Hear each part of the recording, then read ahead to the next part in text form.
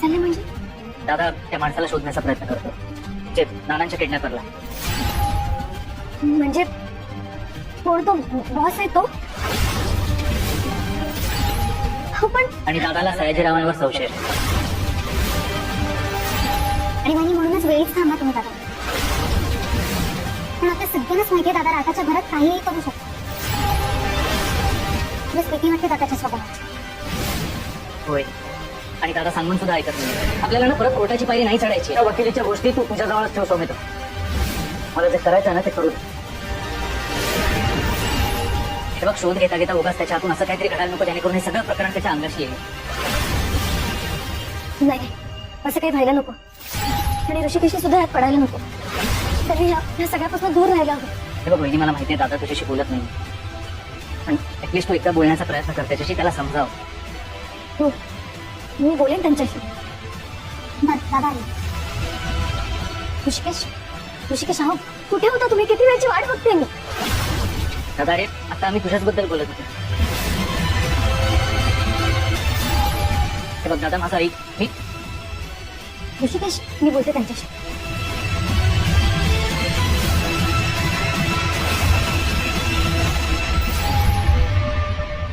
ऋषिकेश हा काय प्रकार आहे? तुम्ही असं सरळ वर निघून आला. सौमित्र भाऊजी काहीतरी सांगत होते ना तुम्हाला. त्याला काय सांगायचं हे मला चांगलंच माहिती. उगाच दुसरा कोणी येऊन मला सांगायची गरज नाही. मी दुसरी आहे कोणी? ठीक आहे माझं ऐकायचं नाही. निदान सौमित्र भाऊजींचं तरी ऐका. शांत डोक्याने विचार करा ते काय म्हणतात. तुम्ही ह्या सगळ्यात न पडलेलंच बरं. ऑलरेडी खूप काही घडून गेले तुमच्यासोबत. आता आणखीन काही धोका नका पत्करू प्लीज. पोलिसांना त्यांचं काम करू दे प्लीज. माझं ऐका ऋषिकेश. तुझं ऐक. का? आजकाल तू माझं कुठलं म्हणणं ऐकतेस जे मी तुझं ऐकू? ऋषिकेश ऐका. मी ऐश्वर्याला घरात घेतलंय याच्याशी प्रत्येक गोष्ट तुम्ही जोडणार आहात का? आता कसं समजावं तुम्हाला की मी मला काही समजून घ्यायचं नाहीये जाणे. मला जे दिसतं ना त्यावरच विश्वास ठेवतो. आणि मला हे स्पष्ट दिसतंय एक ना एक दिवस तुला तुझ्या निर्णयाचा नक्कीच पश्चाताप होईल. काय ना जाणे प्रत्येक वेळी भावनेच्या भरात घेतलेला डिसिजन बरोबरच असतो असं नाही. काही चुका आपण वेळेत सावरल्या नाहीत ना तर वेळ निघून जाते. कदाचित आज माझं म्हणणं तुला पटणार नाही. ज्यावेळेस वेळ येईल ना तेव्हा तुला माझं म्हणणं पटेल. हो ऐका. थांबा थांबा मी काढू. सावकाश. कसं समजवतो मी हे जे काही करते ते घरात त्यांच्या भल्यासाठी घरासाठी करते. हे कुटुंब एकत्र आणण्यासाठी करते. एक वेळेस ऐश्वर्याच्या कुरघोड्या मी सहन करेन पण तुमचा अबोला कसा सहन करू? कसं समजावं तुम्हाला?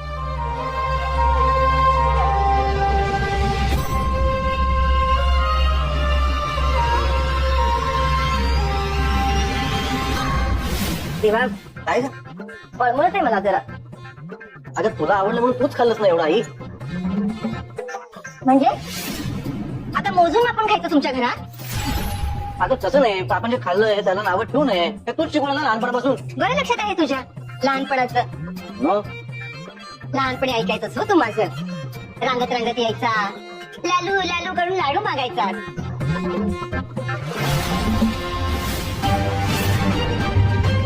ठीक आहे. बरणी इथे होती. तिच्या हाताला शिस्त म्हणून नाही. जा बरणी जिथे होती तिथे ठेव. तिथे होते.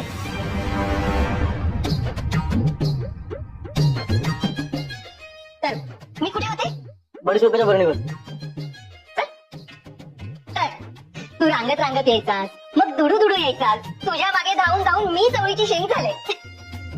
घरात कसं गोकुळून आणलायचं. पण तुमच्या घरात तसं नाहीये ना आई. अगं म्हणजे बघ मी इथे आले ती अशीच आली. पण एखादी गोड बातमी दिली असती तर माझ्या येण्याला काहीतरी अर्थ राहिला असता ना. म्हणजे असं अचानक आले असं वाटलं नसतं तुम्हाला नाही का? मलाही असं वाटतं की काहीतरी गोड बातमी यावी. घराला डोहाळे लागावे. काही हवं नकोशी धांदल उडावी. चोर ओटीपासून डोहाळे जेवणापर्यंत सकाळ असा भरकन निघून जावा. आणि मग घरात पावडर आणि काजळाच्या डब्या याव्या. त्या धुळीचा सुगंध पसरावा. तुला नाही वाटत असं? हो वाटतं. तसे प्रयत्न चालू आहेत. असलेच पाहिजे.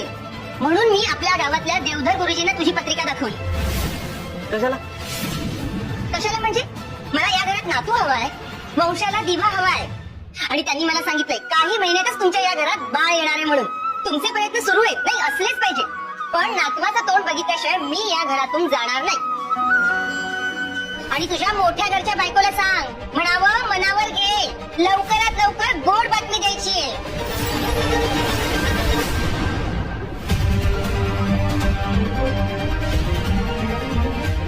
ऋषिकेशला म्हाताऱ्याच्या किडनॅपरला शोधायला निघाला होते. ते सगळं डॅडांना आधीच माहित असणार म्हणून त्यांनी मला पण सावध राहायला सांगितलं. पण ती दीडशे आणि जानकी समोर आली ना माझ्या, की मग मला नवत नाही. तिची या घरातून पाठवणूक कशी करायची तसा विचार करायला हवा. ऐश्वर्या, आजी प्लीज जा तुम्ही, माझं मूड नाही आता काही बोलायचं. आजी नाही, मी आहे सारंग. आज याने सिद्धच केले या डिफेक्टिव्ह केसेस. काही बोललात का तुम्ही? नाही, मी काहीच बोलले नाही. चिडवा चिडवा, तुम्ही चिडवा मला. खाली पण साहेब तेच करत होते, आणि तो सौमित्र दादा जरा जास्तच करत होता. एवढा राग आलाय ना मला त्याचा. मला सांग, सौमित्र दादा माझा भाऊ आहे की नाही, आहे की नाही? ऐश्वर्या, जरा प्लीज शांत राहा ना सारं. आधीच घशात चिठी अडकल्यासारखं तुम्ही बोलताय. कशाला? त्यापेक्षा ना मोजकं आणि मुद्द्याचं बोला. मुद्दा करताय ना तुम्ही? ते सौमित्र दादाचं पण तेच चाललं होतं. मला लई राग आलाय त्याचा. मी सख्खा भाऊ आहे ना त्याचा, आणि तो वकिली कायम ते मोठ्या भावाची करत असतो, दादाची करत असतो, त्याच्या पुढे मागे फिरत असतो. लई राग येतो मला.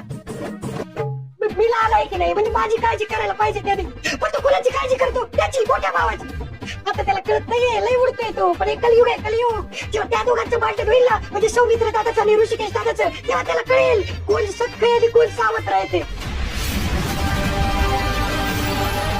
ऋषिकेश आणि सौमित्र मध्ये भांडण, सख्खा भाऊ वर्सेस सावत्र भाऊ. सारंग, सारंग तुम्ही ग्रेट आहात, बेस्ट आहात तुम्ही. हो म्हणजे सारंग तुम्ही खूप मोठा प्रॉब्लेम सॉल्व्ह केला माझा. म्हणजे कधी कधी वायफाय बडबड करता तुम्ही, तर कधी कधी खूप महत्वाचं सांगून जात. हो ना, मी पण तेच म्हणत होतो.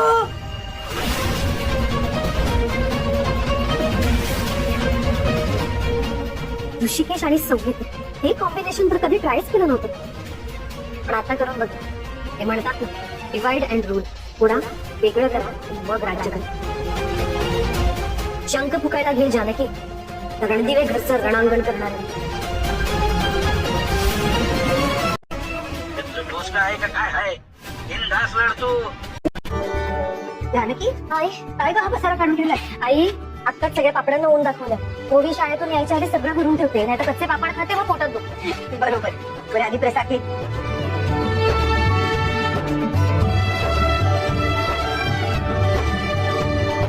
कसं वाटलं देवळात जाऊन? खूप छान वाटलं. देवाला अगदी हात जोडून प्रार्थना केली की आमच्या घरातलं हे अमंगल ऐश्वर्या लवकरात लवकर घराबाहेर जाऊ दे. ते देवाच्या हातात आहेच, पण काही गोष्टी आपल्या पण हातात आहेत. करेक्ट. अगं ऋषिकेश कुठे आहे? सकाळपासून दिसलाच नाही. लवकर गेलाय का कामावर? नाही नाही, ते तुमच्याच खोलीत बसले, नारांशी बोल. हो का? तुझ्याशी बोलतो ना कधी? नाही, काय आहे की सारंगचं हे असं झाल्यापासून ना तो बदललाय. म्हणजे नीट कोणाशी बोलत नाही, एकत्र जेवायला येत नाही, कधी घरी येतो कधी बाहेर जातो, काही कळतच नाही. नाराज झालाय का तू? मला काळजी वाटते का त्याची? काळजी तर मलाही वाटते. काय ना, ऐश्वर्याबद्दल त्यांच्या मनात फार चिड आहे, आणि म्हणजे डोक्यात पण त्यांचं काही बरंच काही सुरू असतं. मला असं वाटतं ना, त्यांना थोडा वेळ द्यायला. वेळ गेले की होतील शांत.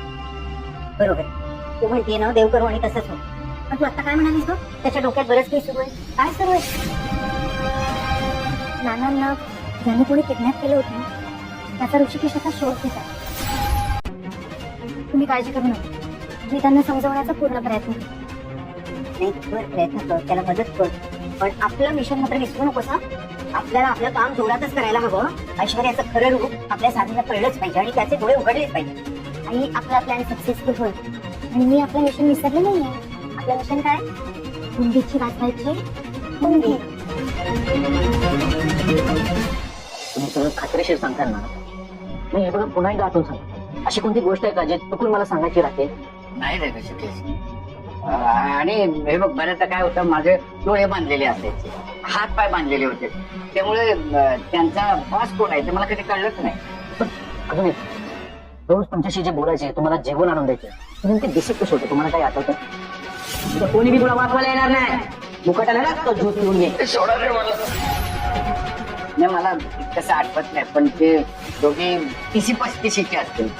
हा फार उंची नव्हती आणि थोडीशी दाढी वाढलेली होती त्यांची आणि मावाल्यासारखं काही बी बोलायचे आणि त्या दोघांनी माझ्यासमोर एकमेकांना कधी नावानं हातच मारले नाही त्यामुळे मला नावच काय कळले नाही.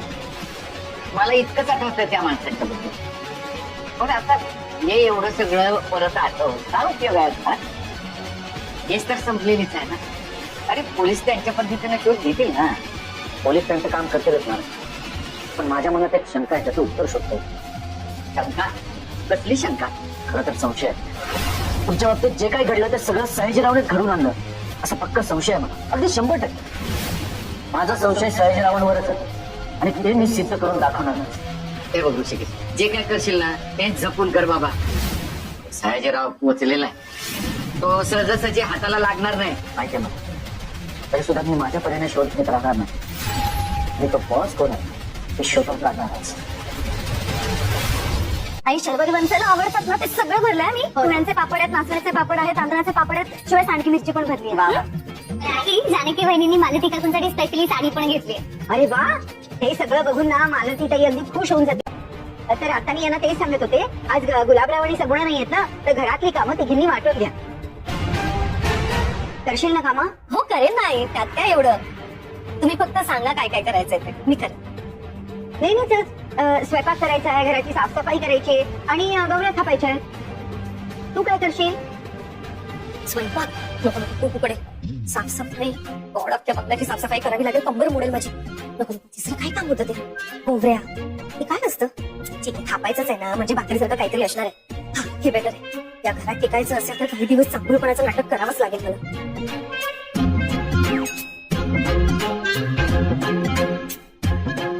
मी गोवऱ्या का काय ते करे नाही.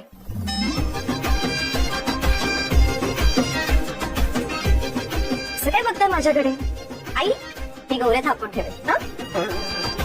जमणार आहे का तुला? न जमायला काय झालं? जमेल की मला. जमेल जमेल. तिच्या चेहऱ्यावरचा कॉन्फिडन्स तर बघा. जमेल तिला आई. अवंतिका तू साफसफाई कर आणि मी स्वयंपाक करते. चालेल तुला? डन आहे बहिणी, डन डन. आई तुम्ही निश्चिंत राहा. वा, पण ठरलं. निघू का मी आता? हो हा कर. सांभाळून जा आई. मी तुम्हाला गाडीपर्यंत सोडते.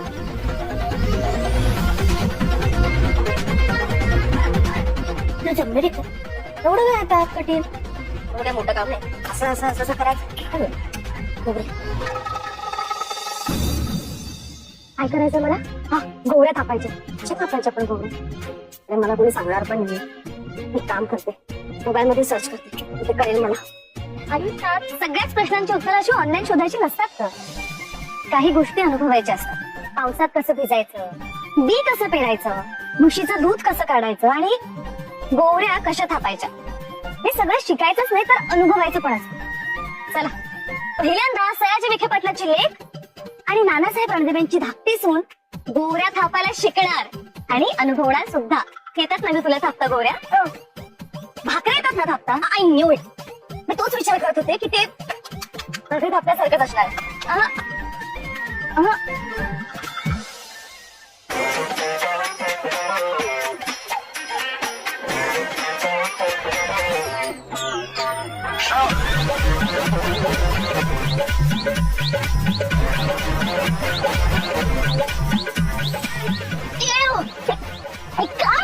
काय काय ह्यानेच तुला गोवऱ्या थापायच्या?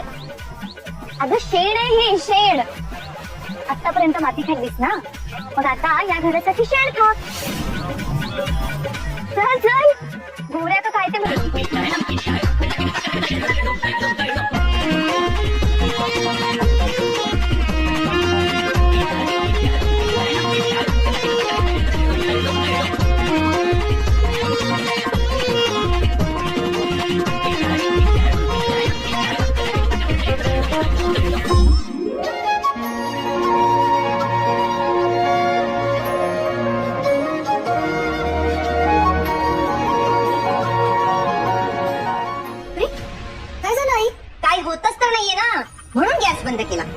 मी विक्रांतसाठी चहा बनवत होतो. विक्रांतसाठी नाही आणि तुझ्यासाठी नाही.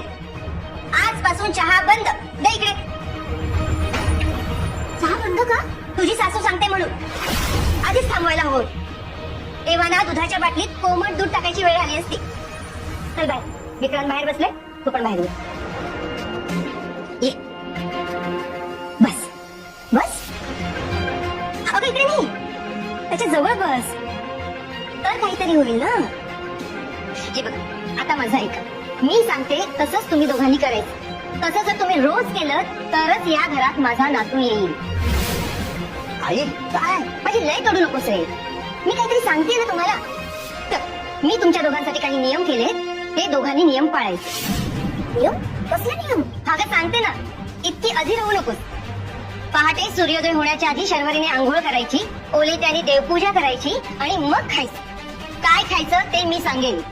आजपासून आत्तापासून दोघांचा चहा बंद. दोघांनी बदामाचं दूध प्यायचं. रोज रात्री बदाम भिजत ठेवायचे. ऐकतेस ना शर्वरी? आणि हो, दोघांनी रोज गाय वासराला नमस्कार करायचा. आणि मी एक पोथीही आणणार आहे, ती रोज संध्याकाळी शांत चित्ताने वाचायची. जमेल ना शर्वरी? आई तुम्ही सांगताय ते सगळं ऐकलं मी, पण हे करून काहीही होत नाही. बाळ होण्यासाठी जे प्रयत्न करावे लागतात ते करतोय आम्ही. ट्रीटमेंट घ्यावी लागते आणि हे सगळे ना सायंटिफिक उपाय. तुम्ही सांगताय ते व्यर्थ आहे, बिनउपयोगाचे आहे. बरोबर ना? म्हणून मला शिकलेली सून नको होती. त्या शिकलेल्या 150 आहे, त्याला सगळं कळतं, फक्त बाळ जन्माला घालायचं कळत नाही. आई अगं काय आई काय 2 वर्ष झाले, अजून पाळणा हवलं नाहीये घरात. तुझ्या बायकोला मिरच्या झुमत असतील तर काय वाटेल ते करा. मी सांगते त्यावर विश्वास नाहीये ना? स्वतःला नसलेलं डोकं चालवायचंय ना? अरे मी मूर्ख म्हणून सांगते का विक्रांत? तुझ्या काळजीनेच सांगते. आज जर देवासमोर हात जोडले नाही ना, तर देवही तुमच्या हातात काही देणार नाहीये. 4 पावसाळे जास्त पाहिलेत मी तुमच्यापेक्षा, म्हणून तरी माझं ऐका. थांब, आई म्हणून एवढं सुद्धा सांगायचा अधिकार नाहीये का मला? ठीक आहे, ठीक आहे. तुमचा मान राखायचा म्हणून तुम्ही सांगताय ते सगळं करेन मी. पण माझी सुद्धा बाजू ऐकून घ्या. मूल व्हावं यासाठी आम्ही डॉक्टरला भेटलोय आणि आमचे लवकरच रिपोर्ट सुद्धा येणार आहे. रिपोर्ट्स? कसले रिपोर्ट्स? विक्रांत मला सांग, हे काय चाललंय? काय म्हणते ही? सांगतो. मूल व्हायला जर काही अडचण होत असेल, त्यासाठी ज्या टेस्ट असतात ना, त्या टेस्ट आम्ही दोघांनी करून घेतल्या. त्याचे रिपोर्ट्स. दोघांनी? हा. तुला टेस्टची काय गरज आहे विक्रांत? हे बघ विक्रांत, तू हिचं ऐकू नकोस. मी कटकणीत जाते का तुम्हाला? अरे काय चाललंय? थांबा, कोणीतरी थांबा. अरे कोणी ऐकलं ना बाहेरच्यानी तर काय म्हणतील? अरे थोडा तरी विचार करा या. अगं बाई थांब, तुला मानसिक त्रास होईल ना. दरवाजा मीच उघड.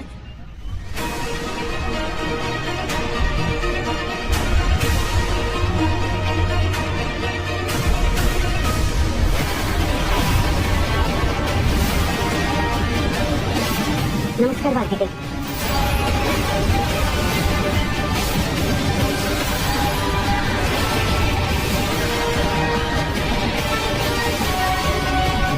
या.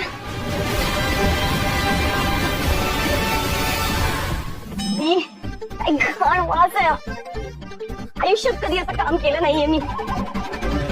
तरी आजकाल सोनाला जेवण बनवतात आणि हे काय गोळ्या बिवळ्या थापडत. डिस्कस्टिंग. काही लोक ते उद्योगधंदे करत असतात ना, ही लोक किंवा गुलाबने करायच्या लायकीची कामं मला दिली त्या लोकांनी करायला. या घरात ना एक एक मूर्ख माणसं आहेत. हातातून वापस जात नाहीये, काय करू? म्हणजे काय आजी? आय सॉरी, मी वैतागले आता. मला समजतंय, मला मी करू शकते. म्हणजे कसं आहे, सगळ्या बायकांनी तिचा छळ मांडलेला आहे आणि ते माझ्या लक्षात येत आहे, त्या शेणाचा वास जातच नाहीये. हे बघ मी तुझ्याकरता काय आणलंय. अत्तर आहे हे, तू शिंपड. हे सुगंध वास. आणि सो सॉरी आजी, आय एम सो सॉरी. मी तुमच्यावरती ओरडले. या अख्ख्या घरात ना खरंच तुम्ही खूप बेस्ट आहात आजी. असं द्या, छान छान द्या पटकन. वास येतो त्याला द्या. हे बघ, आता नुसता सुगंध येईल, मन कसं प्रसन्न होईल. कसं वाटतंय बघ? छान वाटतंय.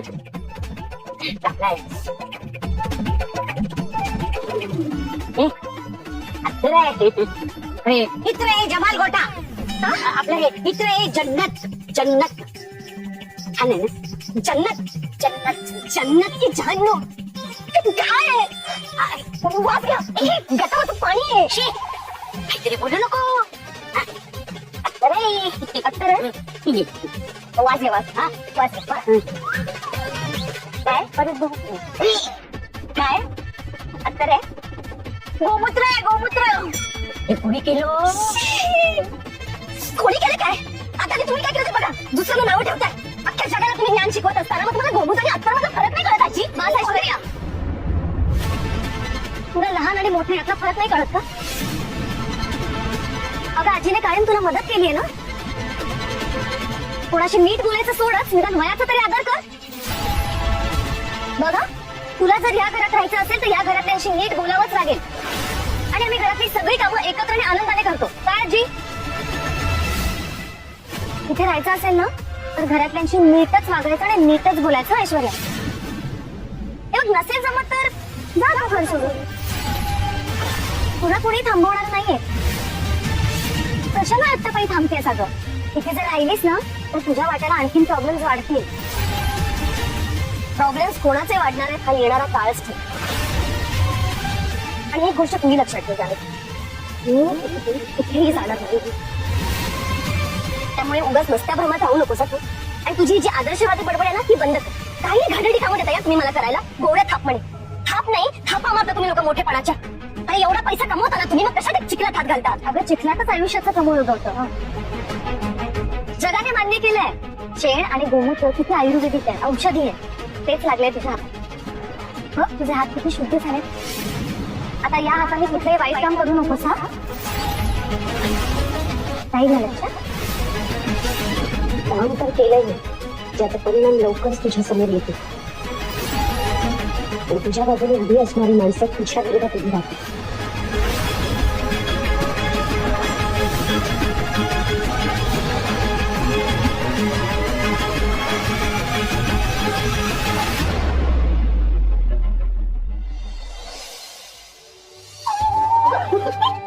काय झालं घाबरले मी. सॉरी पण मी तुम्हाला सांगू का बेस्ट जाऊ बाई इन द वर्ल्ड. आपले खूपच मोठा किताब आहे पण असं केलंय का मी. काय केलं काय विचारता बहिणी. काही सगळं जेव्हा बघून आले मी. म्हणजे तुम्ही खरंच काय कराल ना तुमचा काहीच नेम नाही हो. तुम्ही खरंच ग्रेट आहात. तुम्ही तुमच्या लाडक्या जाऊबाईचा म्हणजे आई सगळं शेणात सगळ्याला लावले. नाही नाही मी काहीच केलं नाहीये. तिला काम करायचं होतं की नाही तर ते काम कसं करायचं हे दाखवलं मी तिला. आणि शेवटी मी शेतकऱ्याची बायको तर माझं काम आहे प्रोत्साहन देणं. तेच मी करायला लावलं तिला.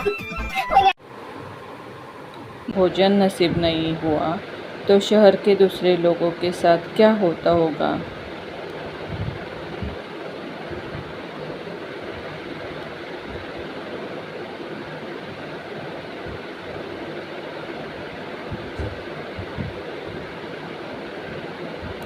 गुस्से में राजा कृष्णदेव राय ने गंगू को फांसी पर टांगने का आदेश दिया.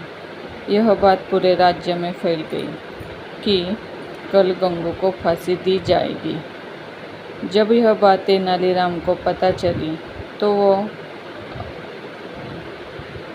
सारा माजरा समझ गए और तत्काल गंगू के पास पहुँचे. तेनालीराम को देखकर गंगू रोने लगा और तेनालीराम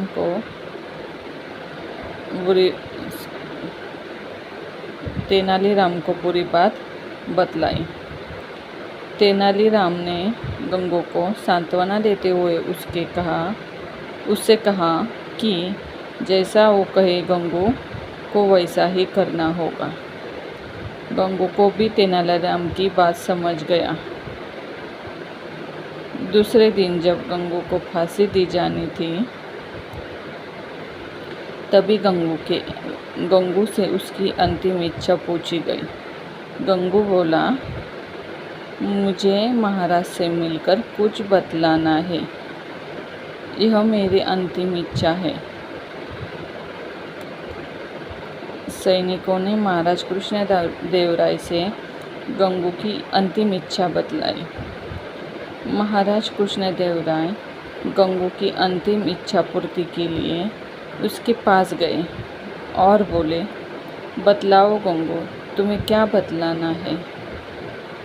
गंगू बोला, महाराज, इस राज्य में एक व्यक्ति मुझसे भी ज़्यादा मनुष्य है। पहले दंड उसे मिलना चाहिए, फिर मुझे। महाराज कृष्णदेवराय ने बड़े आश्चर्य से गंगू से पूछा, गंगू बतलाओ, वह मनुष्य व्यक्ति कौन है? गंगू बोला, महाराज, वह मनुष्य व्यक्ति कोई और नहीं बल्कि इस राज्य का राजा अर्थात आप खुद हैं।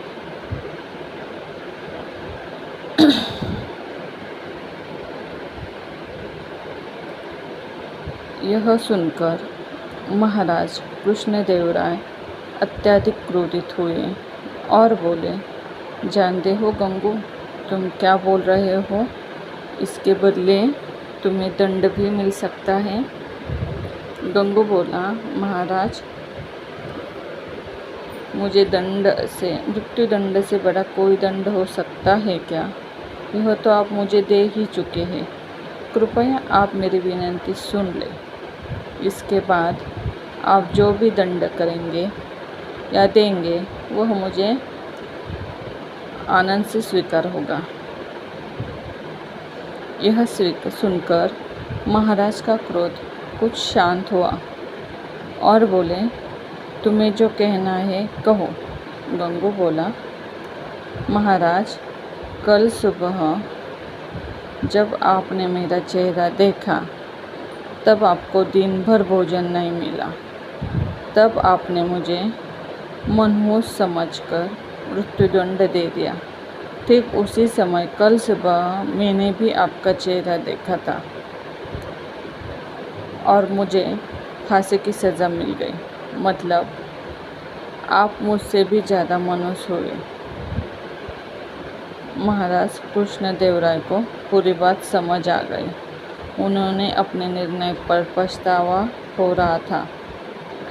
उन्होंने तत्काल गंगू की फांसी की सज़ा माफ़ कर दी। गंगू को अपने पास बुलाकर पूछा, गंगू, यह विचार तुम्हारे मन में कैसे आया? गंगू बोला, मुझे तेलारी नाम ने यह सब करने की सलाह दी थी। महाराज कृष्णदेवराय ने गंगू को बहुत सारा धन देकर विदा किया और तेनालीराम को बुलाकर उसका धन्यवाद दिया कि उनके कारण एक निर्दोष की जान बच गई और महाराज के हाथ से एक बहुत बड़ा पाप होने से बचा।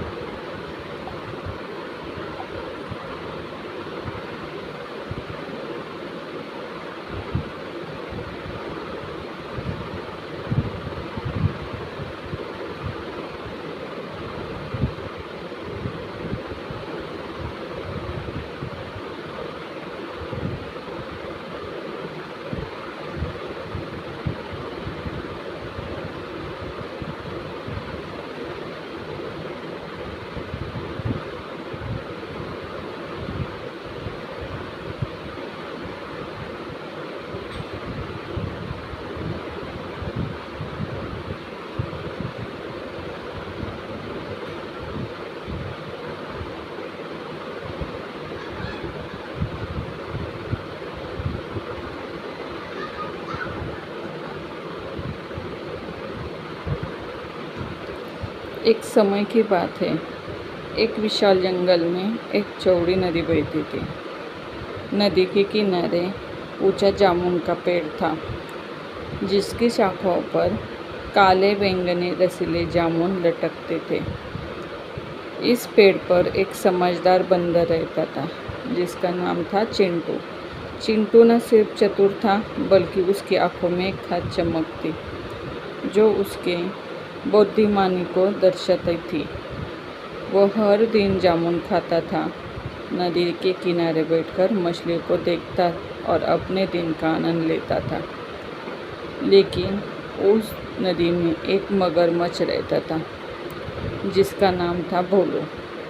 भोलू दिखने में भोला भाला था, लेकिन उसका मन लालच और चालबाजी से भरा था। चिंटू और भोलू की दोस्ती का आरंभ। एक दिन भोलू ने चिंटू को पेड़ की सबसे ऊंची डाल पर बैठे हुए देखा। चिंटू एक जामुन तोड़कर बड़े मज़े से खा रहा था। भोलू की आंखों में लालच की चमक आ गई। उसने सोचा, अगर मैं इस बंदर से दोस्ती कर लूँ तो रोज़ मुझे जामुन मिलेंगे।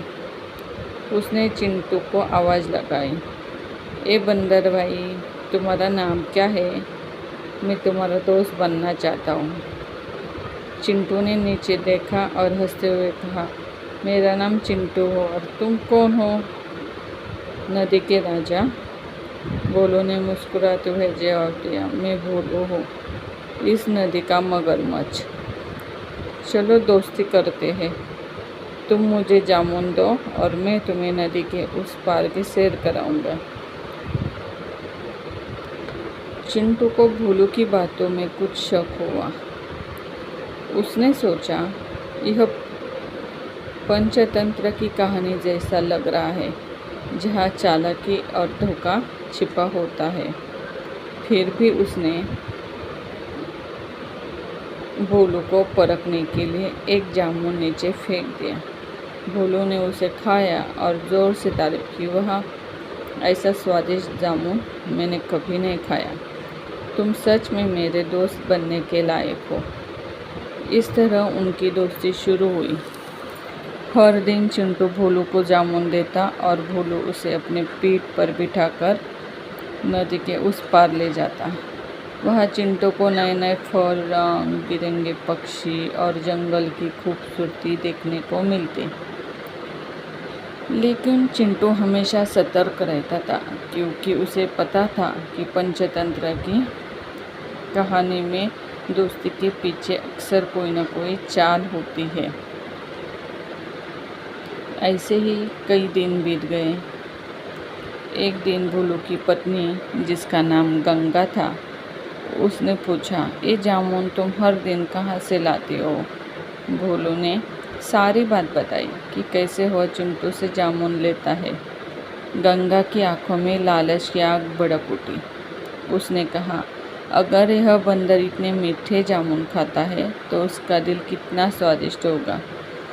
इससे मेरे लिए पकड़ लाओ। भोलू पहले तो हिचकिचाया। उसने कहा, गंगा, यह पंचतंत्र कहानी का हिस्सा हो सकता है। चिंटू मेरा दोस्त है, उसे मारना ठीक नहीं। लेकिन गंगा ने उसे बार बार उकसाया, अगर तुम मुझसे प्यार करते हो तो उसका दिल लाओ। आखिरकार भोलू गंगा की बातों में आ गया। अगले दिन भोलू चिंटू के पास गया और बोला, दोस्त, आज मेरी पत्नी गंगा तुमसे मिलना चाहती है। वह तुम्हारे लिए खास मछली पकाएगी। मेरे पीठ पर बैठो, मैं तुम्हें अपने घर ले चलता हूँ। चिंटू को भोलू की आवाज़ में कुछ अजीब सा लगा। चिंटू को भोलू की आवाज़ में कुछ अजीब सा लगा। उसने सोचा, यह पंचतंत्र की कहानी का ट्विस्ट हो सकता है। फिर भी भोलू की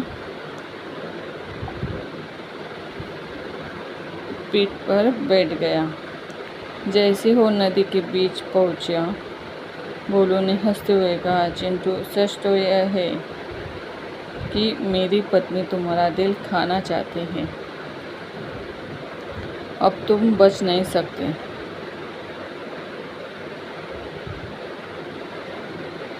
यह सुनकर चिंटू के होश उड़ गए। नदी का पानी ठंडा था और भोलू के दांत उसकी पीठ के पास चमक रहे थे। लेकिन चिंटू ने हिम्मत नहीं हारी।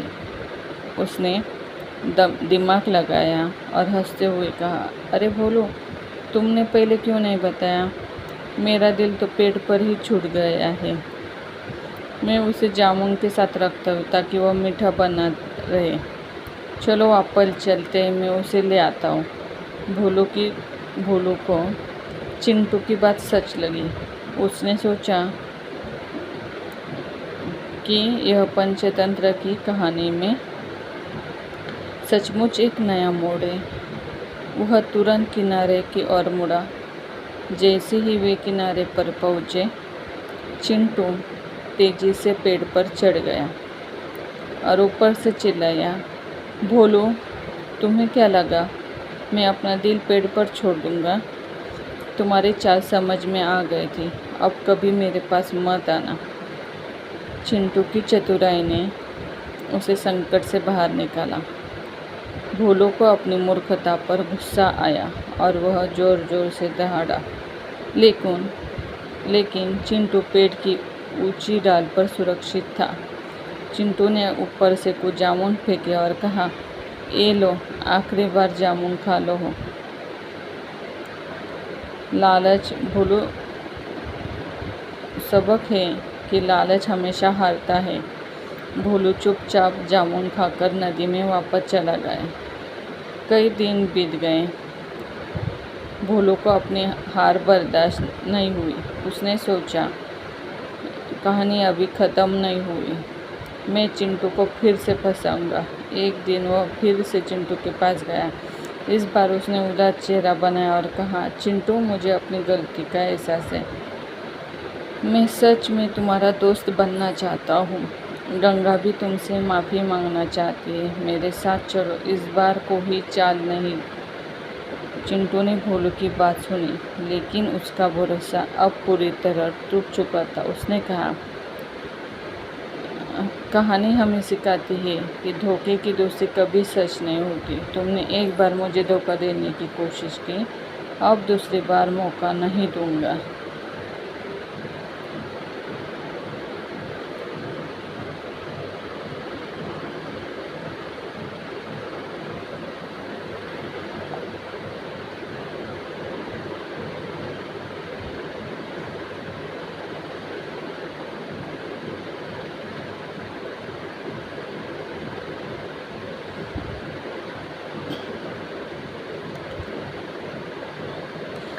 अश्वत्थामा के गुरु द्रोणाचार्य और कृपि के पुत्र थे। उनका जन्म एक ब्राह्मण परिवार में हुआ, लेकिन उनकी पहचान एक शक्तिशाली योद्धा के रूप में बनी। महाभारत के कुरुक्षेत्र युद्ध में उन्होंने कौरवों की ओर से लड़ते हुए अपनी वीरता दिखाई, लेकिन जब पांडवों ने छल से उनके पिता द्रोण की हत्या की तो अश्वत्थामा के मन में बदले की आग भड़क गई। युद्ध के अंतिम दिनों में उन्होंने रात के अंधेरों में पांडवों के शिविर पर हमला किया और द्रौपदी के 5 पुत्रों उप पांडवों की हत्या कर दी। इस क्रूर कृत्य से भगवान कृष्ण क्रोधित हो गए। उन्होंने अश्वत्थामा को शाप दिया कि वह अमर तो रहेगा, लेकिन उसे अनंत काल तक असह्य पीड़ा सहनी पड़ेगी। श्री कृष्ण ने उसे माथे की मणि छीन ली, जिसके कारण उसका घाव कभी नहीं भरता। कहते हैं, अश्वत्थामा आज भी जंगलों और सुनसान स्थानों में भटकते हैं। 7 चिरंजीवियों में उनकी कहानी साहस और नैतिक पतन के बीच की एक महीन रेखा को दर्शाती है। राजा बलि असुरों के महान राजा थे, जो अपनी उदारता और धर्मनिष्ठा के लिए प्रसिद्ध थे। वे प्रहलाद के पौत्र और विरोचन के पुत्र थे। उनके शासन में असुरों की समृद्धि अपने चरण में थी। उनकी कीर्ति इतनी फैली थी कि भगवान विष्णु को वामन अवतार ले आना पड़ा। वामन ने बलि से 3 पग भूमि मांगी। बलि ने बिना हिचक स्वीकार कर लिया। वामन ने अपने विराट रूप में 2 पग में स्वर्ग और पृथ्वी नाप ली। तीसरे पग के लिए बलि ने अपना सिर आगे कर दिया। बलि की निष्ठा से प्रसन्न होकर विष्णु ने उन्हें पाताल लोक का राजा बनाया और अमरता का वरदान दिया। केरल में ओणम पर्व के जरिए उनकी याद आज भी जीवित है, जब वह हर साल अपनी प्रजा से मिलने आए थे। 7 चिरंजीव में बलित्याग और सम्मान के प्रतीक है।